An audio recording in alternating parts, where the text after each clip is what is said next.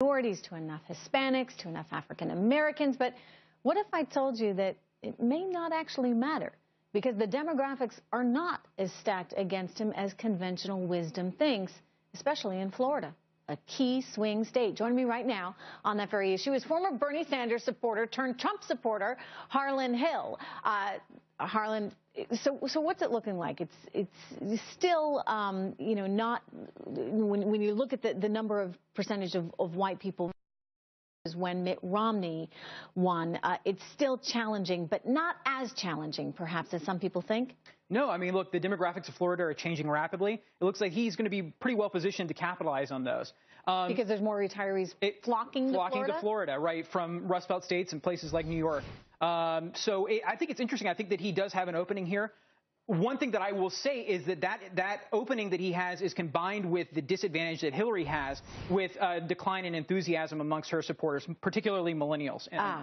So in other words, if he's getting that enthusiasm from the older white Americans that are, you know, locating to a place like Florida, and you don't see the same enthusiasm from some of the minority communities, then that's going to be super challenging for her, frankly. It's a double whammy for Hillary Clinton, actually. I mean, so she's getting hit in communities of color and with millennials. Look, she's not Barack Obama. She cannot turn out these specific groups the way that he was able to. It's amazing. I mean, this is, and I keep making the Brexit comparison, but you think about the UK, and all of these older people in the countryside showed up to vote, even though the millennials, the young people, the city folks were very much anticipating that they would stay part of the EU. Absolutely. I mean, look, on Twitter, they call this the silent majority, that there are a lot of Americans out there that are, first of all, they're people like me that were initially afraid to vocalize their support for Donald Trump. But then it's also people that just are otherwise forgotten. Were you afraid? Yes, absolutely. Why? Well, I was afraid I was going to lose business, which happened. And then I was afraid of just the backlash from friends, which has also materialized. I mean, I feel like I've almost lost some friends over this. I'm not kidding. I'm totally serious. It's gotten that personal. It's hostile. Like the state of politics in this country, it's personal now.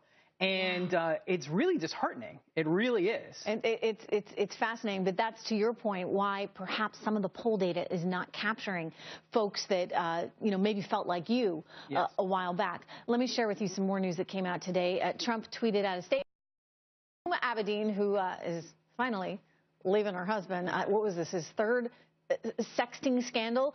Trump writes, Huma is making a very wise decision. I know Anthony Weiner well, and she will be far better off without him. I only worry for the country in that Hillary Clinton was careless and negligent in allowing Weiner to have such close proximity to highly classified information. Who knows what he learned and who he told? It's just another example of Hillary Clinton's bad judgment. It is possible that our country and its security have been greatly compromised by this. He obviously wasn't careful when it came to what he was tweeting out to the world. And one would have to think he would have access to some pretty important information given who he was married to.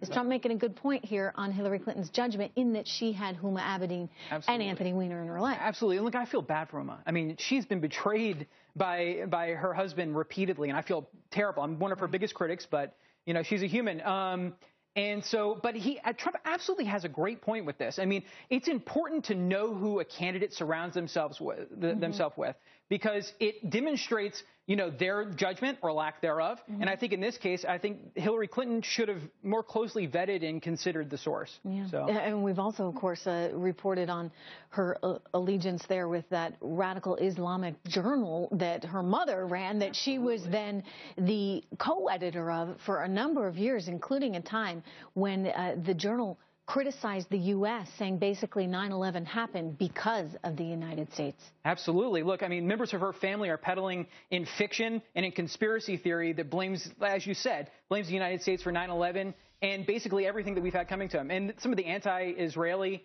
sentiment out of that paper is just disgusting. It's abhorrent.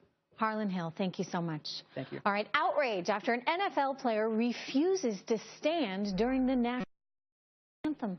The quarterback says this is his way of showing support for racially oppressed people in America.